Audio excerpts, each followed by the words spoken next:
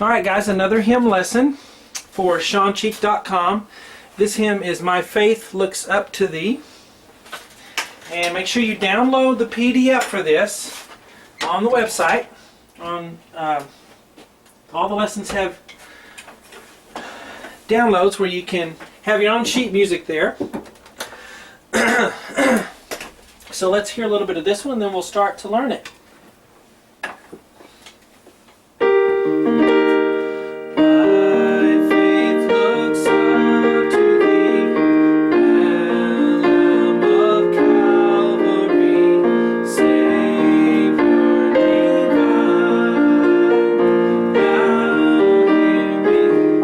Now I added a lot of notes, and I'm going to show you how to do that as well. But hello, I'm Shawn Cheek. Welcome to my sight reading lessons on ShawnCheek.com. At this moment, there are 132 sight reading lessons.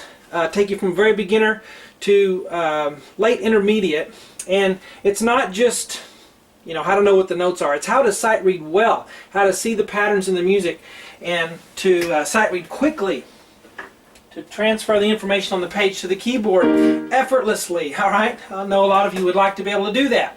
Well, there's a lot of things that people do in their younger years that they skip over, and that's why they're bad sight readers. So I try to retrain your brain for that stuff. But let's look at this hymn here. In part one here, we're going to learn the notes here, and I'm going to assume that you can read music already. If you cannot read music, you need to do my very beginner sight reading lessons on ShawnCheek.com, and then you can graduate to something like this. So I'm going to assume you can read music a little bit already.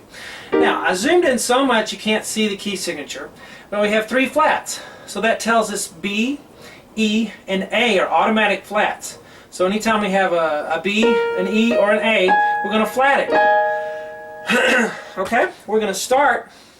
I'm going to just hit the camera. I want to make sure I didn't knock it out of focus. No, it looks good. Alright, wouldn't want to keep going and have the camera off on the wall or something. Alright, so 3 flats. We're going to start with, let's do the left hand first, because left hand is what most people have trouble with, okay? And these hymns are great sight reading tools. Even if you're not into the religious spiritual part of hymns, just the musical value of them by themselves is wonderful, because you have almost a different chord on every syllable, and it forces you to really read, and they're not too complicated a lot of times. So alright, so we have 2-2 time signature.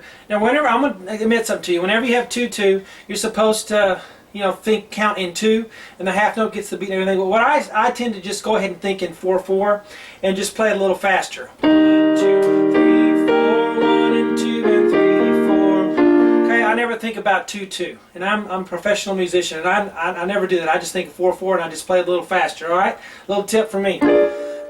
So the left hand's going to start with E flat and G. That should automatically come to you. If it doesn't, do the flashcards on ShawnCheek.com and those downloads. Alright, E flat and B flat are next. 2 times, and you have it again, and have it again, have it again. Let's keep going. Then we're going to have a B flat octave. So B flat octave. There, and 2 more.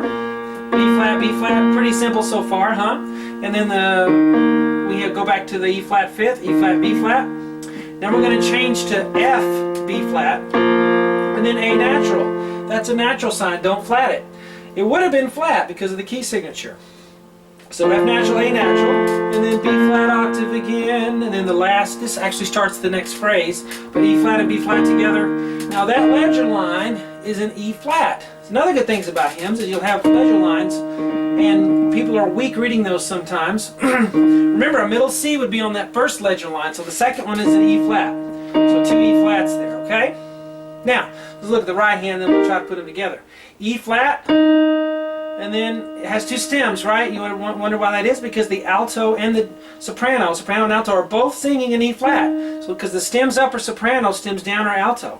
Alright, so that's why it's that way. And then E flat and G together. Alright, and then G and B flat together.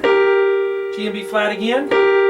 And then down to F and A flat. And then E flat and G. Now my fingering, I'm going 1, 1, 2, 2, 4, 2, 4, 1, 3, 2, 4. That's what I'm doing. You can do something else if you want. D and F, F and A flat right there, F and A flat again, E flat and G, D and F, and then E flat and G together, and D and F, and then we're going to go up to E flat and C together, and then come down to D and B flat. 1, 2, 3, 4, and that last measure starts the new phrase, G and B flat together, and then down to E flat and G, F and A flat.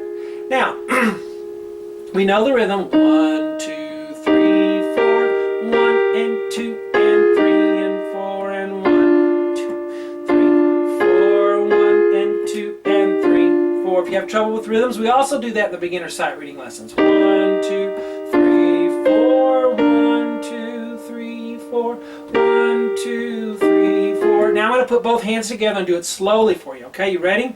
Ready and go. 1,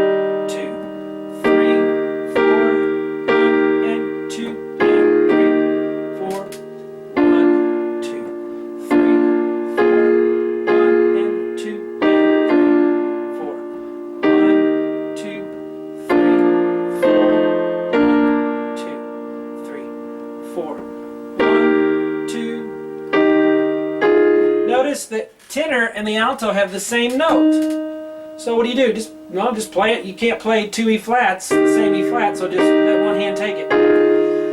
Alright, in part 2, we're going to learn the rest of this hymn, and then in part 3, I'm going to show you how I add notes.